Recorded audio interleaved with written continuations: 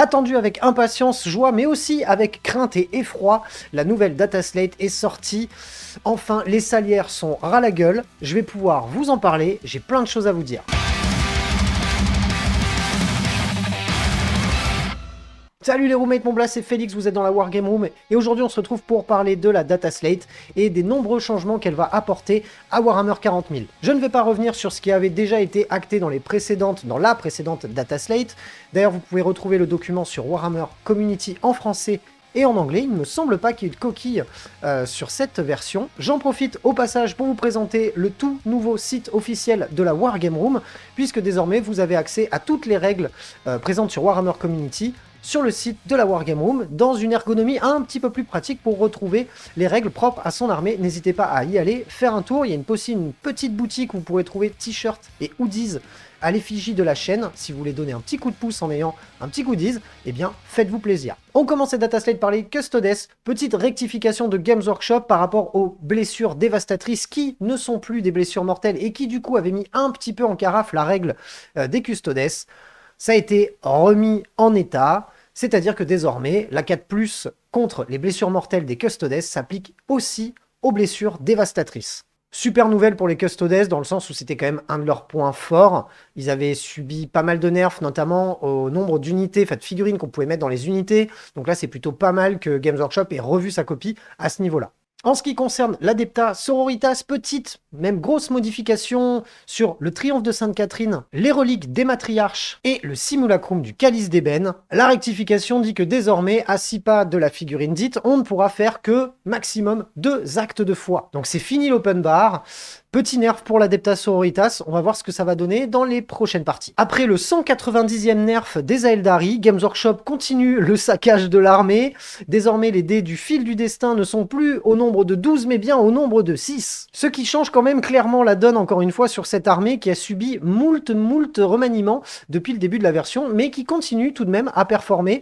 Peut-être que cette fois-ci, ça sera le nerf de trop, à voir. À savoir aussi que le stratagème de fantasme, qui avait déjà été rectifié pour ne s'appliquer qu'à l'infanterie, ne peut être utilisé maintenant que pour faire un D6 de mouvement et non pas un mouvement. Eldrad Ultran, quant à lui, pourra toujours jeter ses 3 D6 dés du fil du destin supplémentaires, ce qui vous fera du coup un total de 9 dés de fil du destin. L'aptitude toile monofilament du tisseur de nuit a elle aussi été nerfée, puisque désormais, lorsque l'on touche une cible, on va simplement réduire 2 à ses mouvements, ses advances et ses charges. En ce qui concerne l'incarne, la fête est clairement terminée, puisque désormais, on ne peut le faire pop qu'une fois pendant notre tour et non pas à chaque tour. Donc, ça fait mal. Pour ce qui est des gardes fantômes et leur aptitude chasse de guerre, ils seront obligés de cibler l'unité ennemie qui leur a tiré dessus, si celle-ci est bien évidemment éligible à être prise pour cible. Pour terminer, l'optimisation messager de la destinée a subi un nerf elle aussi, puisque maintenant elle ne s'applique qu'au personnage qui la porte et non pas à l'unité. L'Astra Militarum, qui voit ses officiers avoir la possibilité de donner des ordres, peuvent désormais le faire lorsqu'ils débarquent du transport, et c'est carrément logique, dans le sens où c'était un petit peu bête qu'à la phase de commandement, les unités embarquées ne puissent pas bénéficier d'ordre. Donc c'est plutôt bien que Games Workshop ait rectifié le tir. Je trouve que c'est encore une fois quelque chose de particulièrement logique. Donc, bon point pour l'Astra Militarum. Mais Blood Angel, chérie, se voit avoir un petit bonus supplémentaire dans leur détachement. Il était absolument pas joué. Bon, moi j'aimais beaucoup le jouer, mais c'était pas très fort. Maintenant, on aura plus 2 à la force lorsque l'on charge, en plus d'avoir un +1 attaque de base, et à la base, on avait aussi un +1 à la force. Mais maintenant, on aura un +2, et ça va nous permettre de dépasser certains paliers, notamment avec les gantelets énergétiques de la Death Company, ou encore avec les épées d'escarmine des sanguinaires et des sanguiniens. Et moi, je suis très content.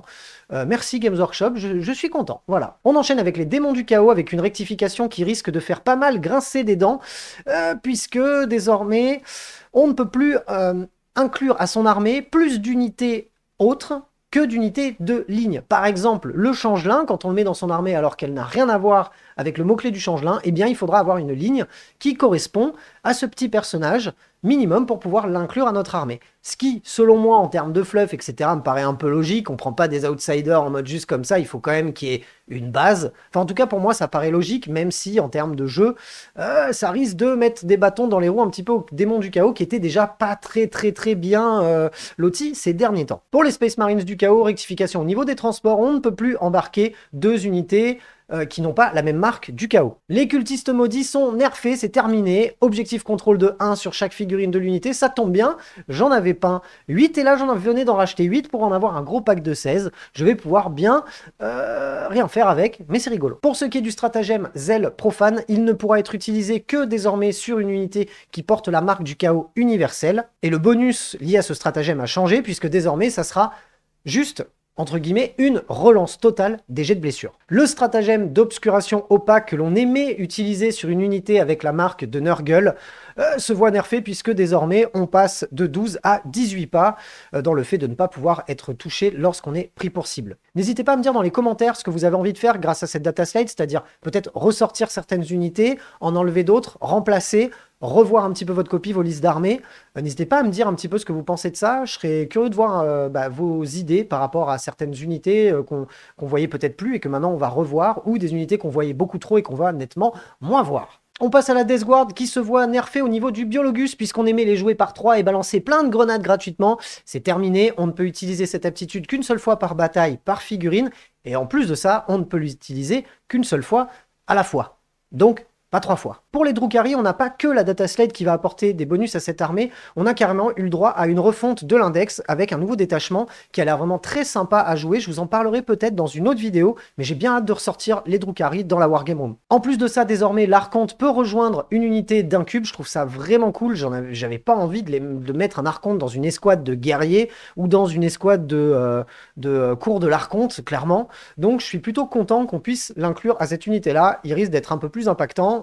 Donc, c'est que du bonheur. La règle d'armée et le renfort par la souffrance, qui nous permet de relancer les jets de touche, nous permet désormais, si c'est une touche en attaque de mêlée, d'avoir un -1 supplémentaire à sa pénétration d'armure. C'est plutôt pas mal aussi, quand on voit ce qui a été écrit sur le nouvel index, ça fait plaisir et ça donne clairement envie de jouer l'armée. Viennent ensuite les Grey Knights et notamment le cuirassier Némésis, et bien évidemment le personnage cuirassier Némésis. Maintenant, son psy-canon lourd gagne le mot-clé In Your Cover, ainsi qu'une pénétration armure améliorée à -2. Et pour ce qui est de ses armes de mêlée, elles vont gagner un +1 pour toucher, c'est-à-dire un 3+ pour le marteau et un 2+ pour l'espadon. Les barbus et poilus préférés de l'Imperium, les Space Wolves, se voient ajouter une petite modification à leur détachement d'armée qui n'était clairement pas joué parce que très compliqué à mettre en place, même si les bonus gagnés étaient quand même très intéressants. Désormais, au lieu d'avoir à faire des actes pour gagner des bonus pendant le round de bataille, il faudra les faire pendant notre tour. C'est un peu plus facile à mettre en place, mais je ne pense pas que ça pourra sauver clairement ce détachement. C'est dommage, mais ils ont tenté quelque chose, c'est déjà ça. Pour terminer, c'est là où j'ai vu déjà le plus de commentaires de gens qui ont dit « Je la mets au placard, c'est terminé, c'est nul ». Ne vous inquiétez pas, c'est pas nul, on va trouver d'autres moyens de jouer cette armée. C'est les World Eaters qui se voient se prendre des gros nerfs dans la tronche. Désormais, l'optimisation Vouge de Berserk ne donnera que plus une attaque et plus un dégât à son porteur, et non pas D3 comme c'était avant. L'optimisation favori de Khorne ne peut désormais que s'utiliser une seule fois par bataille, donc ça fait clairement pas plaisir, surtout que derrière, l'aptitude vigueur infernale du prince démon des World Eaters donne désormais une sauvegarde invulnérable à 5+ et non plus à 4+, et bien évidemment, si l'unité a déjà une sauvegarde invulnérable, elle verra cette dernière améliorée à 4+. Bon, les cultistes, ils vont pas trop aimer, enfin les jackals, donc ça fait pas plaisir tout ça. De manière globale, je trouve que Games fait bien le travail. C'est critiquable dans le sens où certaines armées deviennent moins bonnes que d'autres. On n'a pas eu d'amélioration ou de malus sur le codex Necron ou sur le codex Adeptus Mechanicus. Bon, heureusement qu'il n'y a pas eu de nerf sur l'Adeptus Mechanicus, sinon ça aurait été quand même très compliqué. Mais je trouve que Games Workshop fait le taf. Ils prennent en considération ce qu'il se passe sur les tournois, les abus qu'il peut y avoir dans l'utilisation de certaines unités, les triplettes un peu pétées. Je trouve que c'est une bonne chose. Ça fait grincer des dents, bien évidemment, parce qu'on est dans l'affect, on a envie de jouer ce qu'on a l'habitude de jouer, mais ça nous permet, et pourquoi je trouve ça bénéfique, c'est parce que ça nous permet de revoir notre copie tous les 3 mois lorsqu'on a une armée. C'est plutôt sympa dans le sens où on ne se balade pas pendant 3 ans avec la même version du jeu à jouer contre exactement les mêmes choses. Ça fait tourner le jeu. Malheureusement, lorsqu'on joue certaines armées, on peut se sentir un petit peu mal aimé par Games Workshop, hashtag Adeptus Mechanicus, mais je trouve que c'est quand même quelque chose de bénéfique dans le sens où les nerfs qui sont mis, en tout cas dans cette data slate, on parlera des coups en point dans une autre vidéo, je trouve que c'est assez légitime par rapport à plein de règles d'armée qui étaient peut-être un petit peu abusives pour certaines. Maintenant, à voir ce que ça va donner dans les win rates sur les prochains mois, mais je trouve que c'est toujours bien écrit. Les documents s'écrasent les uns les autres, c'est-à-dire qu'on n'a pas besoin d'imprimer 12 000 trucs différents et de venir avec 15 copies des errata, etc. À chaque fois, les fichiers sont écrasés par le nouveau. Je trouve que c'est une bonne chose.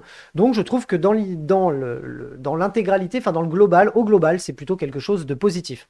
Voilà ce que je pouvais vous dire sur cette data slate, j'espère que la vidéo vous a plu. Si c'est le cas, comme d'habitude, je vous invite à mettre le petit pouce bleu, à me laisser votre commentaire. Et si vous voulez aider le studio dans son développement, le site, la boutique de la Wargame Room ou encore Tipeee, Tipeee Stream, les achats de figurines via MyHobbyPlace, vous commencez à avoir l'habitude, je compte sur vous. On se retrouve très bientôt pour plein d'autres vidéos. D'ici là, prenez soin de vous. Salut les roommates.